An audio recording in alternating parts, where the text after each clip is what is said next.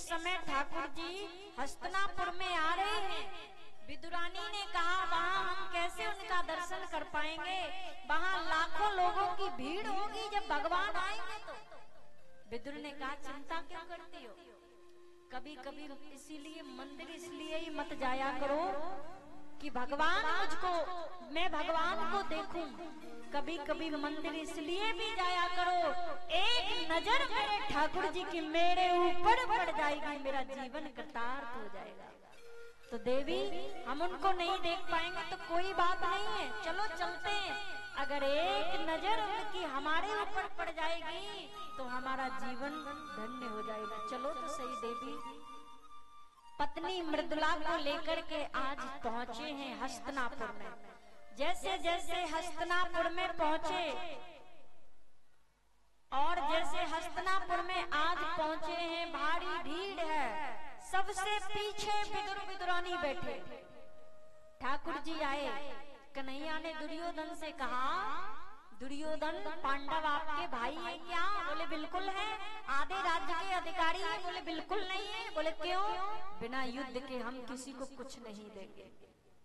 भगवान ने कहा एक बात तो, युद्ध तुमने देखा है क्या होता है? युद्ध में हजारों नारियां विधवा हो जाती हैं, लाखों बच्चे अनाथ हो जाते हैं, ये रणभूमि रंग खून से लाल लाल हो जाती है, ऐसी तहस नहस हो जाती। आप जानते युद्ध क्या है? आपने दादी और नानी से कहानी में भले ही सुना हो, कभी देखा नहीं होगा। दुर्योधन घबरा गया, बोला नहीं नहीं प्रभु मैं तो मजाक कर रहा था, मेरी माँ ने आपके लिए भोजन बनाया है, प्रभु आप भोजन कीजिए।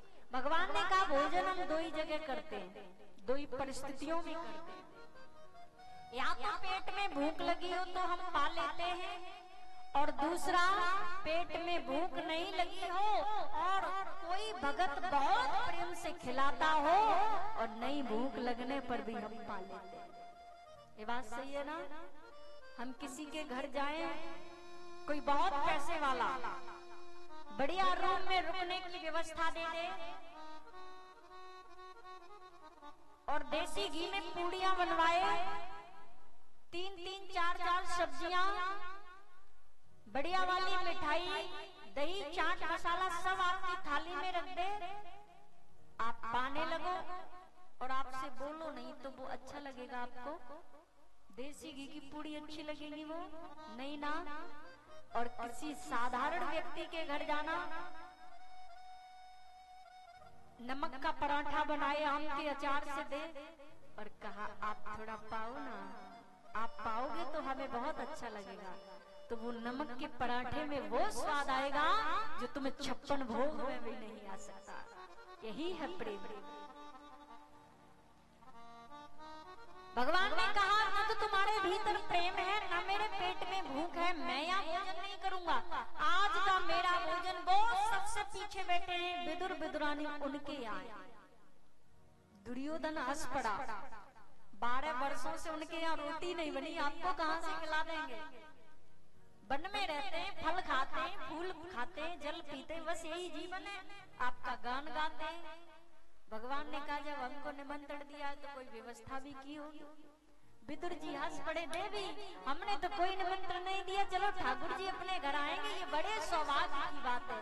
चलो देवी जल्दी तुम जाओ अपने कुटिया में, जो घास फूस की कुटिया है उसमें गाय के गोबर से लेपन करना, और मैं जाता हूँ गोपों की बजरिया में लड्डू लेकर के आता हूँ। और कृष्ण को खाने में क्या पसंद है? माखन। मैं उनके लिए माखन मिश्री भी लेकर आता हूँ।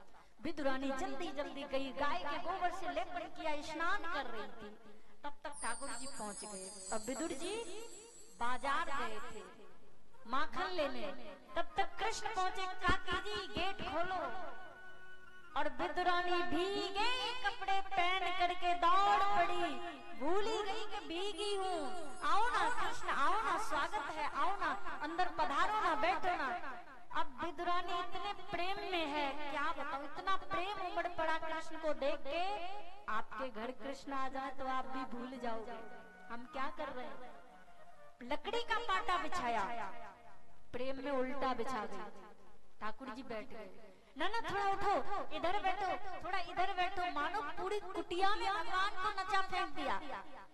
भगवान ने पेट पर हाथ रखा, बोले काकी जी हमको भूख लगी है। दौड़ कर गई, कदली के फल लाई। कदली समझते? केला। केला लेकर आई एक डलिया में भर करके, छोटी सी डलिया में। अब ठाकुर जी के सामने पत्तल बिछाई, वो भी उल्टी बिछा दी। अब केला से छिलका हटाती है, छिलका रख देती है पत्तल पे, केला फेंक देती है कोने में, सब भूल गई। लकड़ी का पाटा उल्टा बिछाया, पत्तल भी उल्टा बिछाई और छिलका रख दिया, केला फेंकती है कोने में। भगवान प्रेम से छिलके खाने लगे। अब देखो भगवान जब प्रेम से केले के छिलके में इतना स्वाद मानने लगे, अब भगवान, कोई बात नहीं, गिर जाने दो, देखो केले ही गिर रहे हैं।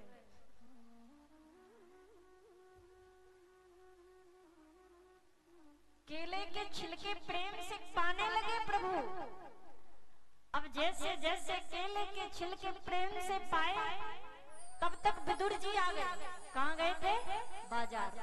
विदुर जी ने आवाज लगाई, अरे विदुरानी बाहर आओ, हमारी तरफ ध्यान रखो, बाहर आओ, कृष्ण आते होंगे, आओ उनका स्वागत करेंगे, दरवाजे पर खड़ी हो। विदुरानी बोली आते होंगे कि 1.5 घंटे से अंदर बैठे। आ गए? बोले आ गए, अंदर चलो। विदुर दौड़ कर अंदर आए तो क्या देखा, क्या खा रहे थे? केले के छिलके। विदुर बोले विदुरानी पहली बार कृष्ण मेरी कुटिया में आए और तुमने केले के छिलके खिला दिए। विदुरानी बोली अरे कृष्ण मैं तुम्हें 1.5 घंटे से छिलके खिला रही थी, प्रभु मुझे माफ करना। विदुर जी लड्डू लेकर आए, बोले आधा लड्डू खाओ ना गोपाल। और जैसे जैसे आधा लड्डू आधा, पता है भगवान भोग लगाते हैं तो पर्दे में और अंधेरे में ही लगाते हैं। आधा लड्डू पाओ ना गोपाल। और जैसे जैसे आधा लड्डू पाया, विदुर जी बोले कैसा लगा? कृष्ण बोले एक बात कहूं, जितना स्वाद केले के छिलकों में था उतना स्वाद इन लड्डुओं में नहीं है। कहने का मतलब जितने प्रेम से विदुरानी ने केले के छिलके खिलाए थे ना, उतने प्रेम से ये लड्डू बनाने वाले ने ये लड्डू नहीं बनाए। इसलिए मैं इनको प्रेम से पा गया।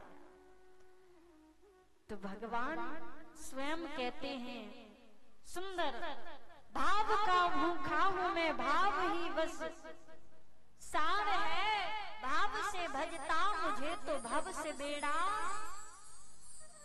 भाव बिन कुछ भी तू देवे, कुछ भी दे मैं कभी लेता नहीं। भाव से एक फूल भी दे तो मुझे स्वीकार है।